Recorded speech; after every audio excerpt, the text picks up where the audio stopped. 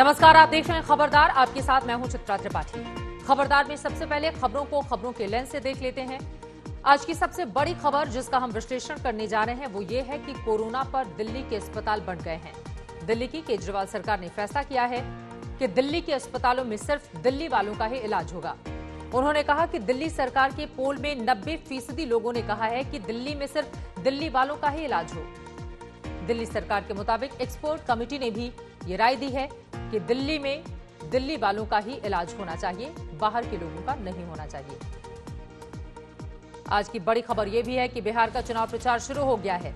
आज गृह मंत्री अमित शाह ने एक वर्चुअल रैली की। वो दिल्ली में बैठे थे, लेकिन चुनाव प्रचार बिहार में हुआ। इस रैली का विरोध करने के लिए आरजेडी ने ताली थाली बजाई। और जिन बड़े खबरों पर आज हम बात करने वाले हैं उनमें कोरोना पर चीन का श्वेत पत्र भी है।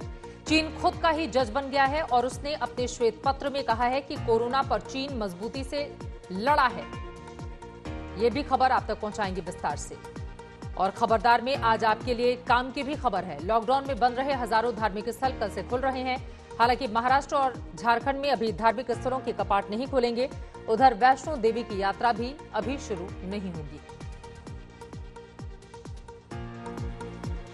खबरदार में चिंताजनक खबर यह है कि देश में कोरोना के मामले बढ़कर 2,46,000 हो गए हैं। 24 घंटे में कोरोना के नए मामलों में भारत तीसरे नंबर पर पहुंच गया है। ये तमाम खबरें आप तक पहुंचाएंगे विस्तार से, लेकिन जिस खबर से आज हम अपने विश्लेषण की शुरुआत कर रहे हैं वो भारत चीन तनाव से जुड़ी हुई है। चीन के सरकारी अखबार ग्लोबल टाइम्स ने आज शाम को एक खबर अपनी वेबसाइट पर डाली है। खबर यह है कि चीन की सेना ने भारत से सरहद पर तनाव के बीच उत्तर पश्चिम चीन में ऊंचाई पर सैन्य अभ्यास किया। खबर के हेडलाइन से कहीं यह नहीं लगा कि यह तस्वीर पुरानी हो सकती है, लेकिन खबर में बताया गया है कि दरअसल ये 14 मई की तस्वीरें हैं। तस्वीरों में चीनी सेना वॉर गेम में शामिल होते हुए दिख रही है, कड़े सैन्य ऑपरेशंस करती हुई नजर आ रही है। सवाल यह है कि चीनी अखबार ने चीनी सेना की ये पुरानी तस्वीरें आखिर क्यों डाली, खासकर तब जब अभी एक दिन पहले भारत और चीन के कमांडर आपस में सरहद पर तनाव को कम करने के लिए मैराथन मीटिंग कर चुके हैं। क्या चीन वॉर गेम के वीडियो से भारत के खिलाफ माइंड गेम खेल रहा है? वैसे आपको यह भी बताना चाहेंगे कि चीन चाहे जितनी भी ऐसी हरकतें कर ले, सरहद पर तनाव के बीच भारत की सेना भी पूरी तरह से तैयार नजर आ रही है। और इस खबर पर और ज्यादा जानकारी के साथ मंजीत नेगी हमारे संवाददाता जुड़ चुके हैं। और ज्यादा जानकारी के साथ मंजीत, चीन के इस माइंड गेम का क्या है मकसद?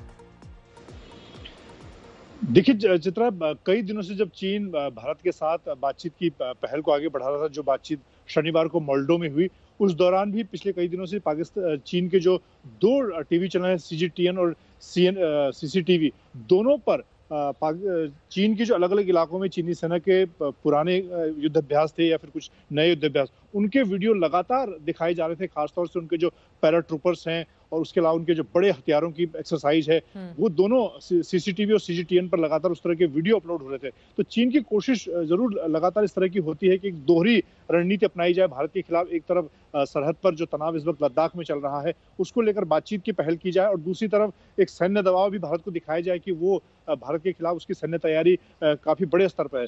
चीन के जो नॉर्थ ईस्ट का इलाका है वहां पर इस एक्सरसाइज के लगातार जो वीडियो हैं, जो चौंकाने वाले वीडियो हैं पैराट्रूपर्स और दूसरे बड़े हथियारों के, उनको सीसीटीवी और सीजीटीएन पर लगातार चीन की तरफ से दिखाया जा रहा है। और साथ ही उनका जो एक सरकारी अखबार है ग्लोबल टाइम्स, उस पर भी इस तरह की खबरें लगाई जाती हैं। हालांकि अभी चित्रा ये भी बताना चाहूंगा कि अभी सरकार की तरफ से, सेना की तरफ से, भारत सरकार की तरफ से इस बात के संकेत दिए गए हैं कि कल जो मोल्डो की बातचीत हुई है उसमें भले ही कोई बड़ा नतीजा नहीं निकला है, लेकिन अभी अगली तारीख को तय की जाएगी चीनी सेना के साथ मिलकर, और वहां राजनयिक स्तर पर भारत की तरफ से कोशिशें हो रही हैं कि लद्दाख में इस वक्त जो तनाव चल रहा है उसको बातचीत के जरिए सुलझाया जाए।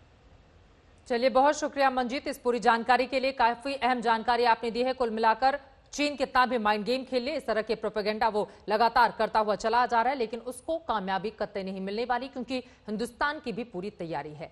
ये तो बात हुई चीन की, लेकिन अब बात कर लेते हैं कोरोना संक्रमण पर। वैसे पूरी दुनिया में घिरा हुआ चीन बार बार दुनिया के सामने सफाई भी दे रहा है कि उसने कुछ छिपाया नहीं। कोरोना के मामले में सब कुछ समय पर बता दिया।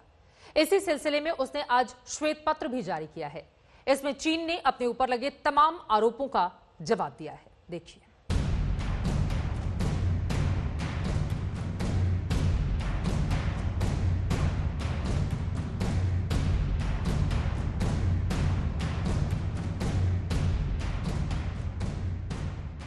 चीन ने कोरोना वायरस को लेकर अपने दागदार दामन को उस दिन पाक साफ बताने की कोशिश की जिस दिन पूरी दुनिया में वायरस से मरने वालों का आंकड़ा 4 लाख को पार कर गया।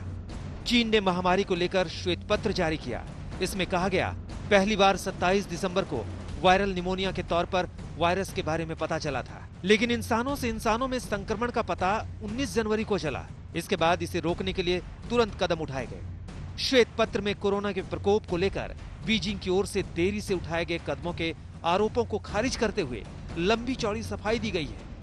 दरअसल चीन को कटघरे में खड़ा करने वालों में अमेरिकी राष्ट्रपति डोनाल्ड ट्रंप सबसे आगे रहे हैं। कोरोना वायरस से भारी नुकसान उठाने वाले अमेरिका ने चीन को सीधे तौर पर कोरोना वायरस फैलाने का जिम्मेदार ठहराया है। The Chinese government has continually violated its promises to us and so many other nations. These plain facts cannot be overlooked or swept aside. The world is now suffering as a result of the malfeasance of the Chinese government. China's cover-up of the Wuhan virus allowed the disease to spread all over the world, instigating a global pandemic that has cost more than 100,000 American lives and over 1 million lives worldwide. दुनिया भर के देशों के ऐसे ही आरोपों के बाद जारी श्वेत पत्र में चीन ने सत्तारूढ़ कम्युनिस्ट पार्टी ऑफ चाइना और राष्ट्रपति शी जिनपिंग की तारीफ की है। उसका कहना है कि दोनों ने महामारी को रोकने के लिए कारगर कदम उठाए। चीन ऐसी चिकनी चुपड़ी बातें तब कर रहा है जब मीडिया में खबरें आई कि भले ही विश्व स्वास्थ्य संगठन यानी WHO ने चीन की तारीफ की हो, लेकिन वायरस के बारे में जानकारी देने में देरी से संगठन के अधिकारी भी नाराज थे। इससे पहले अमेरिकी राष्ट्रपति डोनाल्ड ट्रंप और कई देशों के नेताओं ने चीन पर बीमारी के बारे में सच्चाई को छिपाने का आरोप लगाया है। यही नहीं, ट्रंप ने बहुत पहले ही कह दिया था कि जिस दिन चीन ने अमेरिकी जांच दल भेजने के प्रस्ताव पर चुप्पी साधी, उसी दिन उन्हें चीन पर शक हो गया था। But I'm a little upset with China, I'll be honest with you, because as much as I like President Xi and as much as I respect the country and admire the country, I have great admiration for the country, what they've done in a short period of time. Of course, our previous presidents allowed that to happen. You should say thank you very much to all of them. But they should have told us about this. And I did ask him whether or not we could send some people in. They didn't want them.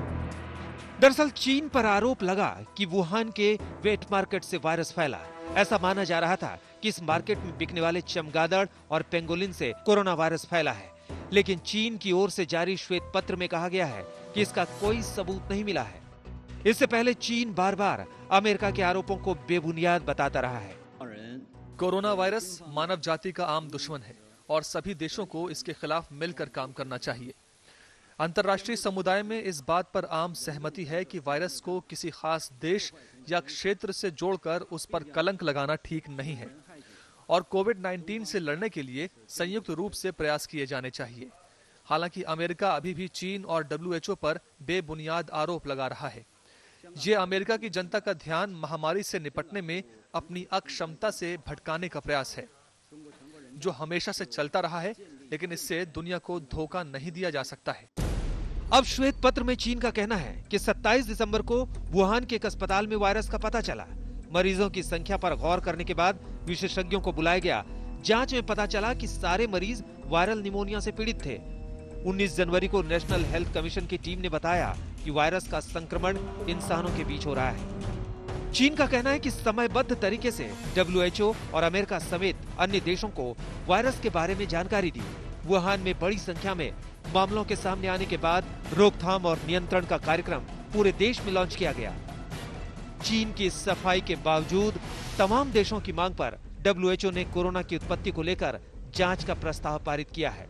दिलचस्प है कि चीन ने भी इस प्रस्ताव का समर्थन किया है। आज तक ब्यूरो। वैसे अभी इसकी जांच चल रही है कि कोरोना वायरस की उत्पत्ति कहां से हुई। लेकिन अमेरिका का मिसौरी पहला राज्य बन गया है जहां चीन के खिलाफ मुकदमा दर्ज कराया गया है। आरोप है कि चीन ने कोरोना वायरस को लेकर सूचना दबा दी। जिन लोगों ने इसका भंडाफोड़ किया उन्हें गिरफ्तार कर लिया गया और इंसान से इंसान में इसके फैलने की बात बताने में देरी की गई। इस वजह से दुनिया भर के देशों को बेहिसाब नुकसान हुआ है। वहीं इसकी निष्पक्ष जांच का ड्राफ्ट प्रस्ताव 73वीं वर्ल्ड हेल्थ असेंबली में पेश किया गया। प्रस्ताव को पेश करने वालों में भारत समेत 100 से ज्यादा देश शामिल हैं। ऑस्ट्रेलिया, बांग्लादेश, सऊदी अरब, अफ्रीकी समूह और यूरोपीय संघ भी जानना चाहता है कि वायरस कहां से फैला और कैसे फैला। प्रस्ताव में किसी देश को आरोपी नहीं बनाया गया है, लेकिन जिनपिंग ने चीन का बचाव करते हुए कहा कि हमने WHO और अन्य देशों को समय पर सब कुछ बता दिया था। इसके बावजूद चीन किसी भी जांच का समर्थन करता है। चीन के साथ ही साथ दुनिया के देशों का गुस्सा WHO के खिलाफ भी बढ़ता जा रहा है। अमेरिका के बाद ब्राजील ने WHO से संबंध तोड़ने की धमकी दी है। ब्राजील ने WHO पर पक्षपात और राजनीति करने का आरोप लगाया है।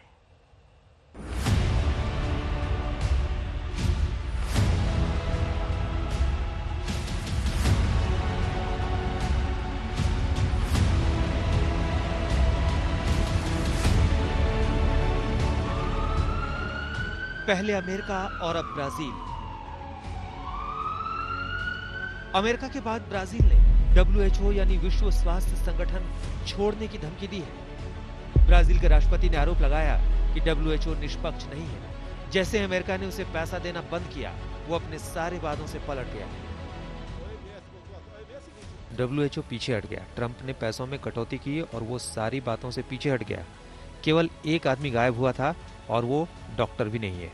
मैं इस मामले में फैसला करने वाला हूँ। अमेरिका WHO से निकल गया और मैं इस पर विचार कर रहा हूँ। या तो WHO विचारधारा के मामले में पारदर्शिता से काम करे या हम भी बाहर निकल जाएंगे। हम नहीं चाहते कि बाहरी लोग सेहत से खिलवाड़ करें। इससे पहले डोनाल्ड ट्रंप ने मई के आखिर में कहा था कि अमेरिका WHO से संबंध तोड़ देगा। ट्रंप ने आरोप लगाया कि उसने महामारी को लेकर चीन पर जरूरत से ज्यादा भरोसा किया। अमेरिका जहां WHO को सबसे ज्यादा पैसा दे रहा था, वहीं ब्राजील ने 2019 में ही पैसा देना बंद कर दिया था। ब्राजील के एक अखबार के मुताबिक WHO का ब्राजील पर $33 मिलियन बकाया है। दूसरी तरफ ब्राजील कोरोना की महामारी से दुनिया के सबसे ज्यादा त्रस्त देशों में से एक है। ब्राजील में 6,46,000 से ज्यादा लोग संक्रमित हैं, जबकि 35,000 से ज्यादा लोग अब तक वायरस से दम तोड़ चुके हैं। आज तक ब्यूरो। इधर कोरोना के संकट काल में दिल्ली की केजरीवाल सरकार ने अस्पतालों का बंटवारा कर दिया है। केजरीवाल सरकार की कैबिनेट ने फैसला किया है कि दिल्ली के अस्पताल, चाहे वो सरकारी हो या निजी, उनमें अब सिर्फ दिल्ली वालों का ही इलाज होगा। दिल्ली में मौजूद सिर्फ केंद्र के अस्पतालों में दिल्ली से बाहर वालों का इलाज किया जाएगा। केजरीवाल सरकार के इस फैसले पर राजनीतिक हंगामा शुरू हो गया है। कि कोरोना तक, जब तक कोरोना है दिल्ली में, तब तक दिल्ली के अस्पताल केवल दिल्ली वालों के लिए रिजर्व होने चाहिए। कहां तो कोरोना से संघर्ष में हम एक हैं का नारा था, कहां अब दिल्ली में कोरोना पर अस्पतालों तक का बंटवारा हो गया है। दिल्ली सरकार के जो अस्पताल हैं, वो अस्पताल केवल दिल्ली के लोगों के लिए रिजर्व होने चाहिए। केजरीवाल सरकार का फैसला है कि दिल्ली में सिर्फ दिल्ली वालों का इलाज होगा। मतलब देश तो देश, नोएडा, गाजियाबाद, गुरुग्राम, फरीदाबाद जैसे NCR के रहने वाले लोगों के लिए दिल्ली के अस्पताल बंद हो गए हैं। दिल्ली के सिर्फ सरकारी ही नहीं, बल्कि कुछ विशेष बीमारियों के अस्पतालों को छोड़कर बाकी निजी अस्पतालों पर भी ये फैसला लागू है। सिर्फ दिल्ली में मौजूद वो अस्पताल जिसे केंद्र सरकार चलाती है, वहां सबको इलाज की छूट होगी। मार्च के महीने तक दिल्ली के सारे अस्पताल पूरे देश के लोगों के लिए खुले रहते थे। दिल्ली के लोगों ने कभी अपने देश के लोगों का इलाज करने से मना नहीं किया। किसी भी वक्त हमारे दिल्ली के सारे अस्पतालों में लगभग 60-70% मरीज दिल्ली के बाहर से, देश भर से लोग आए हुए होते थे। हमने कभी मना नहीं किया। लेकिन इस वक्त दिल्ली खुद बहुत बड़ी समस्या में है। दिल्ली में कोरोना के केस बहुत तेजी से बढ़ रहे हैं और उसके इंतजाम करने के लिए दिल्ली सरकार, आपकी सरकार, बेड्स का इंतजाम कर रही है। चारों तरफ अस्पतालों में बेड्स का इंतजाम कर रही है। ऐसी स्थिति में अगर हमने दिल्ली के अस्पताल पूरे देश के लोगों के लिए खोल दिए तो दिल्ली के लोगों को जब कोरोना होगा तो वो कहां जाएंगे? अरविंद केजरीवाल ने अपनी कैबिनेट से इस फैसले को जनता की राय का जामा पहना दिया है। दरअसल पिछले हफ्ते लोगों से अस्पतालों में किसका इलाज हो, इस पर दिल्ली सरकार ने राय मांगी थी। केजरीवाल कहते हैं कि जिन्होंने राय भेजी उनमें 90% लोग दिल्ली में सिर्फ दिल्ली वालों का इलाज होने के पक्षधर हैं। केजरीवाल सरकार ने एक 5 सदस्यों वाली कमेटी का भी गठन किया था। कमेटी ने शनिवार को दिल्ली सरकार को सौंपी सिफारिश में कहा है कि दिल्ली का स्वास्थ्य ढांचा केवल दिल्ली के निवासियों के लिए इस्तेमाल हो। बाहर वालों के लिए अस्पताल खोले गए तो 3 दिन में बेड भर जाएंगे। उसके बाद हम लोगों ने एक 5 डॉक्टर्स की कमेटी बनाई, बड़े बड़े डॉक्टर्स थे। उन्होंने अपनी रिपोर्ट दी है और रिपोर्ट में और बहुत सारी चीजें हैं, लेकिन उनका ये कहना है कि अगर दिल्ली में इस वक्त कोरोना के केसेस बहुत ज्यादा बढ़ रहे हैं और जून के अंत तक दिल्ली को लगभग 15,000 बेड्स की जरूरत होगी। ये कहां से आएंगे? तो इसीलिए उनका ये सुझाव है कि दिल्ली के सारे अस्पताल केवल दिल्ली के लोगों के लिए कुछ महीनों के लिए होने चाहिए और दिल्ली के अस्पतालों को पूरे देश के लोगों के लिए फिलहाल नहीं खोलना चाहिए। उन्होंने ये कहा है कि अगर सबके लिए खोल दिया तो 3 दिन के अंदर आज जो 9,000 बेड दिल्ली सरकार ने कोविड के पेशेंट्स के लिए रखे हैं, ये मात्र 3 दिन के अंदर भर जाएंगे। दिल्ली सरकार जून महीने के अंत तक 15,000 बेड का इंतजाम कर रही है। इससे अंदाजा लगाया जा सकता है कि आने वाले दिनों में कोरोना वायरस का रूप देश की राजधानी में कैसा हो सकता है। दिल्ली में इलाज के लिए दिल्ली का पता जरूरी हो जाए, दिल्ली और देश ने हाल फिलहाल में कभी ऐसा नहीं सुना था। ऐसे में कोरोना पर अस्पतालों की इस राजनीति पर पड़ोसी राज्यों ने बेहद तीखी प्रतिक्रिया दी है। ये बहुत छोटी मानसिकता है, यह बहुत विभाजनकारी मानसिकता है, या बहुत दिल्ली और उत्तर प्रदेश और हरियाणा और राजस्थान और एक दूसरे के राज्यों के बीच में विवाद पैदा करने वाला बयान है। मुझे लगता है कि इस प्रकार के बयानों से आम आदमी पार्टी को और उस आम आदमी पार्टी की सरकार को बाज आना चाहिए। इसका दुष्प्रभाव पड़ता है समाज के अंदर और जो किसी भी कीमत पर स्वीकार नहीं है। नहीं, वो अपनों का ही करेंगे और उनको उस पर कंसंट्रेट करना चाहिए। वैसे दिल्ली के जो अस्पताल हैं वो सारे देश की ज़रूरतों को ध्यान में रखकर बनाए गए हैं और एक समय होता था कि एम्स में कश्मीर से लेके कन्याकुमारी तक के मरीज आते थे। तो अगर जो हाई एजुकेशन इंस्टीट्यूट बना रखे हैं, अगर कहीं पर कोई मेडिकल केस खराब होता है तो उनको उसमें भेजा ही जाता है, तो ये उसके लिए कैसे इनकार कर सकते? केजरीवाल सरकार के इस फैसले पर दिल्ली की राजनीति भी गर्मा गई है। दिल्ली में विपक्ष का आरोप है कि केजरीवाल कोरोना से लड़ने में नाकाम हो गए हैं। वास्तव में दिल्ली सरकार, दिल्ली के मुख्यमंत्री मुद्दे को भटकाना चाहते हैं। अपनी नाकामी को छुपाने के लिए वो इस तरह की बातें कर रहे हैं। उन्हें दिल्ली की जनता के लिए जो कोरोना की समस्या है उससे निपटना चाहिए और जिस तरह से उन्होंने असंवेदनशीलता जाहिर की है, ये असंवेदनशीलता है कि आप कोई अस्पताल में आए, कोई बाहर का है, अंदर का है, सबका इलाज होना चाहिए। इस तरह की असंवेदनशीलता दिखाकर दिल्ली सरकार मुद्दों को भटकाना चाहती है और वो पहले भी जो बातें कह रहे हैं कि हमारे पास 30,000 बेड थे और ग्राउंड पर रियलिटी में कुछ और निकला। जिस तरह से उन्होंने जो बेड्स की स्थिति बताई है, जो एक्सपर्ट्स कमेटी है जिसमें कहा गया है कि जून के अंत तक 15,000 बेड्स की आवश्यकता पड़ेगी, तो सवाल इस बात का है कि 7 अप्रैल की उस प्रेस वार्ता में इन्होंने 30,000 बेड्स को क्लेम किया था कि हमारे पास 30,000 बेड्स उपलब्ध हैं, घबराने की आवश्यकता नहीं है। तो एक बार सच सामने है जनता का कि केजरीवाल साहब झूठ बोल रहे हैं। रहा सवाल कि बाहरी मरीजों को इलाज प्रदान नहीं करेंगे, तो मैं पूछना चाहता हूं आखिर बाहरी है कौन? ये केजरीवाल सरकार बताए कि आखिर वो प्रवासी जिन्होंने शहर को चुना, जो आकर के यहाँ मजदूरी करते थे, जिनके पास अपने गांव की आईडी है, जो निरंतर इस शहर को बनाने में लगे हुए थे, इस आपदा में जो अपने शहर की तरफ निकल गए, कुछ लोग यहाँ बचे हुए हैं, यदि संक्रमित होंगे तो क्या उनका हाल होगा? क्या बिहार, क्या उत्तर प्रदेश, क्या पूर्वांचल के लोग आप इलाज नहीं देना चाहते हैं? अस्पतालों के नाम पर दिल्ली बनाम बाहरी की लड़ाई अरविंद केजरीवाल ने खेलकर दांव तो बड़ा चला है, लेकिन ये मामला तूल पकड़ सकता है। एक तो अस्पतालों में इलाज के लिए किसी को मना करना खुद में विवादास्पद है, और उस पर दिल्ली जो देश की राजधानी है वहां की सरकार ऐसा करे तो आर पार होना तय नजर आता है। दिल्ली से पंकज जैन के साथ, लखनऊ से नीलांशु और अंबाला से कमलप्रीत के साथ आज तक ब्यूरो। दिल्ली देश की राजधानी है, इसीलिए यहां पर इलाज के लिए पूरे देश के लोग आते हैं। दिल्ली सरकार का फैसला सरकारी और निजी दोनों तरह के अस्पतालों पर लागू है, इसीलिए फैसला बेहद व्यापक है। अगर दिल्ली में सिर्फ दिल्ली सरकार के सरकारी अस्पतालों की बात करें तो इनकी तादाद 37 है। इनमें एलएनजेपी, जीटीबी और राजीव गांधी सुपर स्पेशलिटी जैसे बड़े अस्पताल शामिल हैं।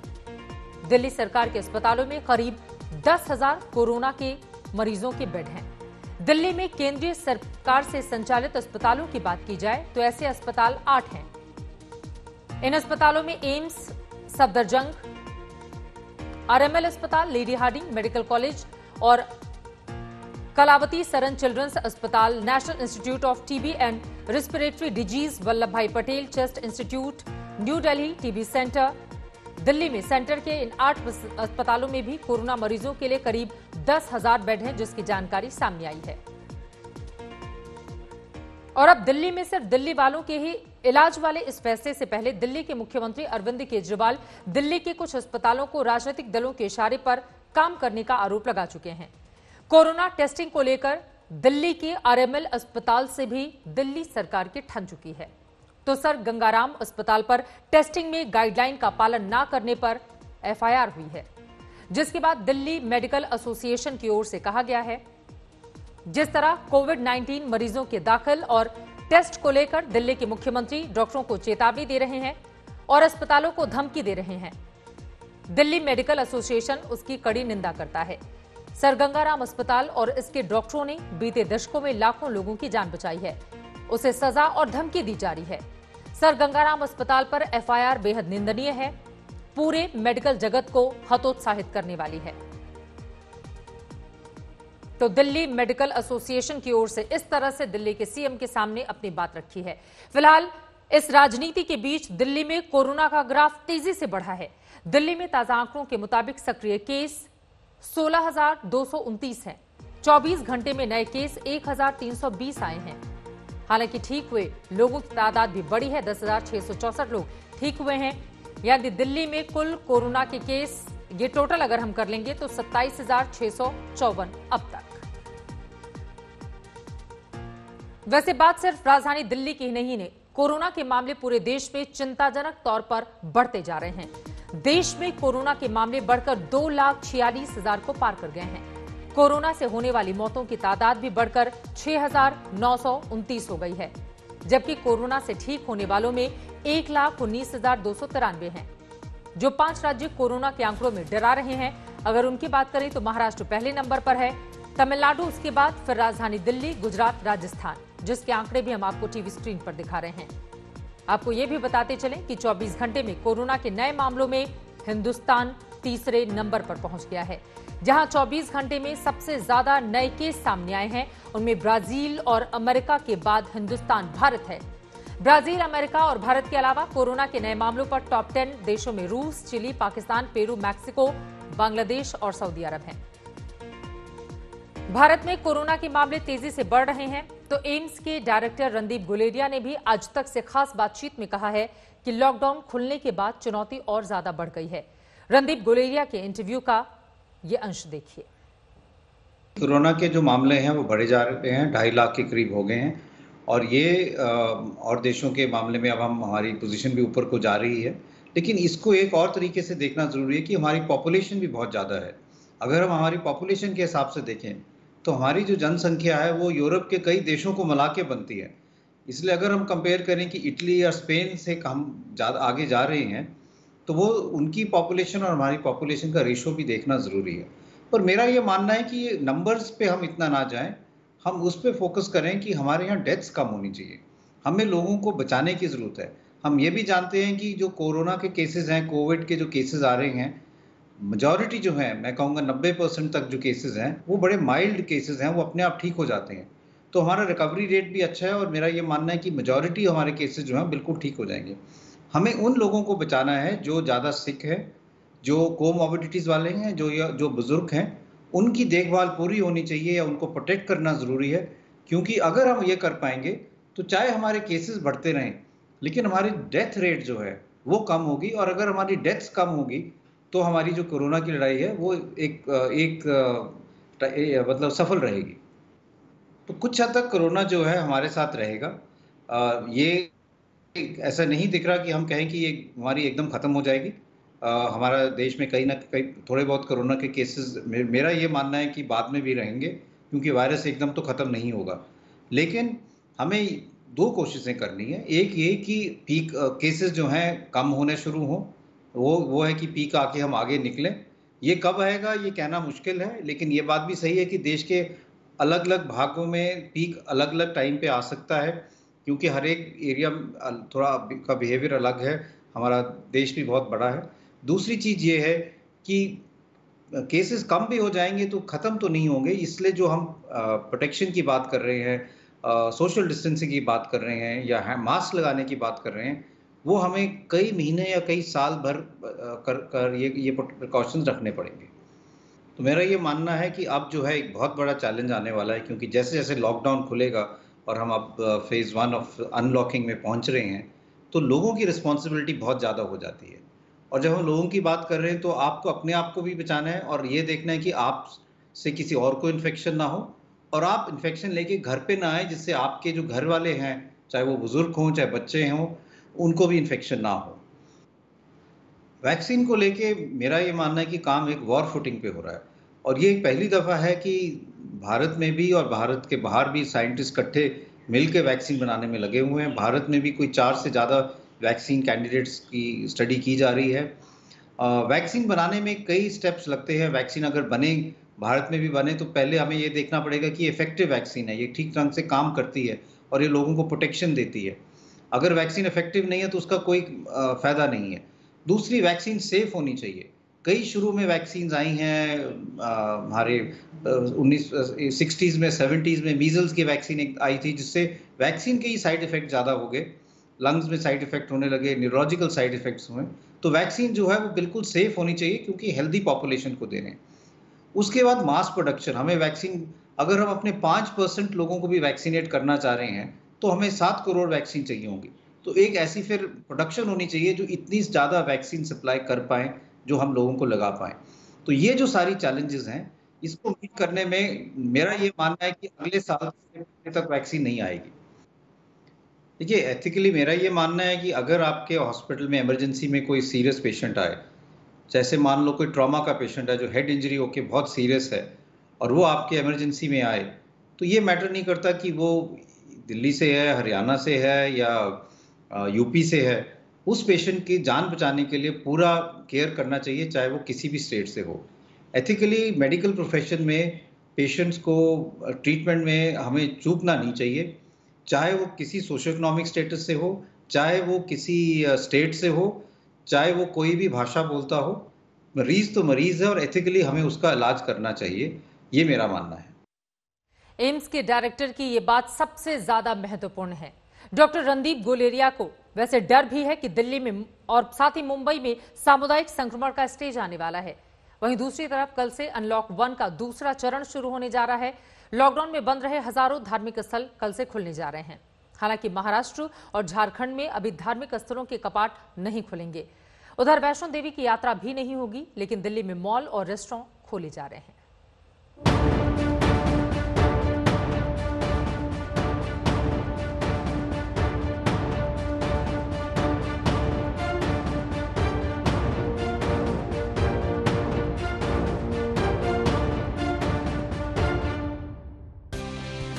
अनलॉक होते सिस्टम के सामने कोरोना का बढ़ता ग्राफ कड़वी हकीकत है। सरकार के तमाम दावों के बीच हालात किसी से छुपे नहीं हैं। दिल्ली में मानो कोरोना बम फट चुका है। अब तक राजधानी में 27,654 कोरोना के मामले पहचाने जा चुके हैं। ये आंकड़े अब डराने लगे हैं। लेकिन सरकार कह रही है कि कोरोना के साथ जीना होगा, एहतियात को जीवन शैली का हिस्सा बनाना सीखना होगा। यानी कोरोना के बेकाबू रफ्तार के साथ अब सबको दौड़ना होगा। दिल्ली में एक एक कर सब कुछ खुल रहा है। 8 जून से रेस्तरां, मॉल और धार्मिक स्थान भी खोल दिए जाएंगे। दिल्ली के मॉल में तैयारी शुरू हो गई है। कर्मचारियों को ट्रेनिंग दिया जा रहा है। सोशल डिस्टेंसिंग के कायदे तय किए जा रहे हैं। दिल्ली के मॉल में गाइडलाइन के मुताबिक तैयारी पूरी कर ली गई है। ज्यादातर जगह तय किया गया है कि मॉल में घुसते वक्त लोगों की थर्मल चेकिंग की जाएगी। आने वाले हर किसी को सैनिटाइज होना होगा। मास्क, दस्ताने लगाना अनिवार्य होगा। मॉल के कर्मचारी हर कार को सैनिटाइज करने के बाद ही अंदर दाखिल होने देगा। जो गाइडलाइंस बताई गई हैं हमें फॉलो करने के लिए, उसमें कोई भी ऐसी गाइडलाइन नहीं रह जाएगी जो हम फॉलो नहीं करेंगे। बिल्कुल 100% फॉलो किया जाएगा। उन गाइडलाइंस को छोड़ के उनके आगे, उससे थोड़ा आगे जाके भी हम 2-3 चीजें करेंगे। रेस्तरां में सोशल डिस्टेंसिंग के साथ लोगों को बैठने का इंतजाम किया जा रहा है। रेस्तरां को सलाह दी गई है कि वो हैंड वॉश प्रोटोकॉल का पालन करवाएं और जिन जगहों को लोग बार बार छूते हैं उन्हें ठीक से साफ करते रहें। न सिर्फ मॉल खोले जा रहे हैं बल्कि बॉर्डर पर लगी पाबंदी खत्म हो रही है, यानी दिल्ली के बॉर्डर खोल दिए जाएंगे। इससे गाजियाबाद, नोएडा, गुड़गांव और फरीदाबाद के लोग आसानी से दिल्ली आ सकेंगे। हालांकि फिलहाल दिल्ली में बैंकेट हॉल और होटल नहीं खुलेंगे। ये इसलिए क्योंकि लॉकडाउन हटने का ये मतलब नहीं कि कोरोना खत्म हो गया। एहतियात को छोड़ देंगे तो मुसीबत से सामना करना होगा। दिल्ली में हर रोज कई लोग संक्रमण के शिकार हो रहे हैं, लिहाजा सावधान रहना ही अक्लमंदी है। अनिशा माथुर के साथ पंकज जैन, दिल्ली आज तक। गुजरात में राज्यसभा चुनाव से पहले कांग्रेस की नींद उड़ी हुई है। 8 विधायक पार्टी छोड़कर जा चुके हैं। ऐसे में बाकी विधायकों को बचाने की जद्दोजहद जारी है, जिसके लिए एक बार फिर से कांग्रेस ने रिसोर्ट पॉलिटिक्स शुरू कर दी है। विधायकों को राजस्थान के रिसोर्ट में छिपाया जा रहा है।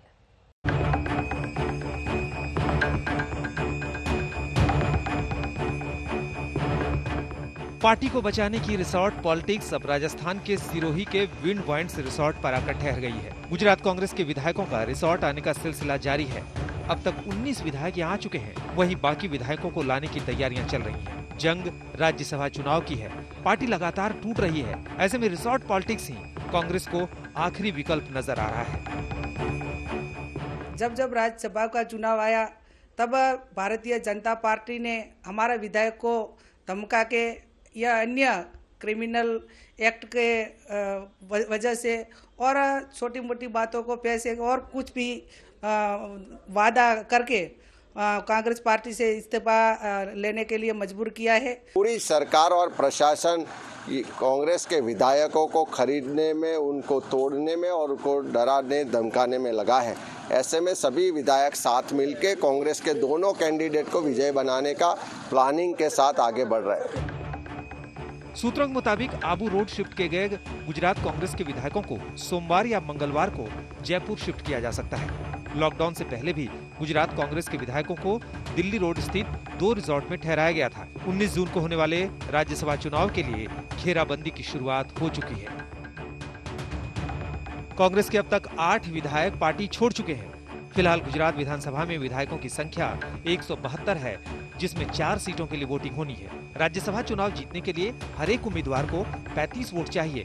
कांग्रेस को 2 सीट जीतने के लिए 70 विधायक चाहिए, जबकि अब कांग्रेस के पास 65 विधायक ही बचे हैं। कांग्रेस को अगर एनसीपी का 1 और बीटीपी के 2 वोट मिलते हैं, तब भी 2 वोटों की कमी है। कांग्रेस ने 2 और बीजेपी ने 3 सीटों के लिए अपने उम्मीदवार उतारे हैं। ऐसे में बीजेपी के पास 103 सीट हैं और ऐसे हालत में तीनों सीट निकालना बहुत आसान नजर आ रहा है। सबसे बड़ी बात, कांग्रेस के लिए खतरा अभी भी टला नहीं है। विधायकों को एकजुट रखने और क्रॉस वोटिंग रोकने के लिए गुजरात कांग्रेस ने अपने विधायकों को बचाने का काम शुरू कर दिया है। पार्टी को बचाने के लिए रिसोर्ट पॉलिटिक्स एक परंपरा बनती जा रही है और कांग्रेस ने एक बार फिर पार्टी को बचाने के लिए ये रास्ता अपनाया है।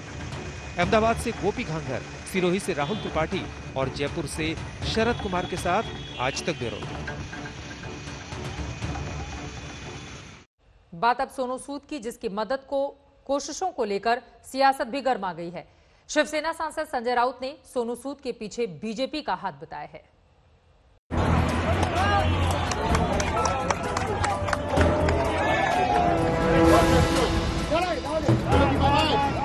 मजदूरों की जिस मदद के लिए पूरे हिंदुस्तान ने सोनू सूद को सलाम किया, किसी ने सूद के नाम पर बेटे का नाम रख दिया तो कोई भगवान मानने लगा, उस अभिनेता की कोशिश में भी नेताजी ने अपनी सियासत तलाश ली। शिवसेना सांसद संजय राउत ने सोनू सूद का बीजेपी कनेक्शन निकाल लिया। संजय राउत ने सामना में लिखा, अभियानों के पीछे सोनू सूद महज एक चेहरा है। महाराष्ट्र के कुछ राजनीतिक दल सोनू सूद का इस्तेमाल उद्धव सरकार पर आरोप लगाने के लिए कर रहे हैं। ये लोग सोनू सूद को सुपर हीरो के तौर पर पेश करने में सफल रहे हैं। बीजेपी के कुछ लोगों ने सोनू सूद को अडॉप्ट किया है और ये काम चुपके हुआ है। अब सोनू सूद का नाम मन की बात में आएगा, उन्हें पीएम मोदी से मिलने का मौका मिलेगा, फिर वो दिल्ली यूपी में बीजेपी का प्रचार करेंगे। हालांकि सामना में इस आर्टिकल के बाद संजय राउत चौतरफा घिर गए और बाद में सफाई देते नजर आए। सड़क पर उतर के उसने एक रोल अदा किया है। मैंने इतना ही कहा कि फिल्मी पर्दे पर एक अलग डायरेक्टर होता है और जो काम उसने किया है बढ़िया काम है, उसके लिए एक पॉलिटिकल डायरेक्टर हो सकता है। ये लोगों के मन की भावना जो लोगों ने मेरे पास बार बार व्यक्त की थी, वो मैंने आज सामना के माध्यम से आप तक पहुंचाया है। जिस शिवसेना की महाराष्ट्र में सरकार है, वो मजदूरों को लेकर 2 महीने तक धृतराष्ट्र बनी रही। एक ट्रेन की उम्मीद में सैकड़ों लोग कई बार मुंबई के रेलवे स्टेशन पर उतर आए। सरकार से उम्मीद टूटी तो घर जाने के लिए सैकड़ों किलोमीटर का सफर पैदल तय करना शुरू कर दिया। सरकार ट्रेन और बसों को लेकर सियासत करती है। ऐसे में बॉलीवुड का एक अभिनेता इन मजदूरों के लिए भगवान बनकर आया, जिसकी कोशिश पूरे सिस्टम पर किसी तमाचे से कम नहीं थी। अब जब नाकामी से पर्दा उठने लगा तो सियासत का गंदा खेल शुरू हो गया। शिवसेना जो मुख्य पार्टी है सरकार में और रूलिंग पार्टी है इस समय महाराष्ट्र में, कम से कम शिवसेना की तरफ से सोनू सूद जैसे जो एकदम से भगवान बन करके निकल के आए गरीब लोगों के लिए, ऐसे लोगों की आलोचना नहीं की जानी चाहिए। इस सियासत के बीच सोनू सूद अभी भी मजदूरों और बेसहारा लोगों की मदद में लगे हुए हैं, जिनकी कोशिशें सरकार के दावों और सिस्टम दोनों की पोल खोल रही हैं। दिव्येश सिंह के साथ सौरभ बख्तानिया, मुंबई, आज तक।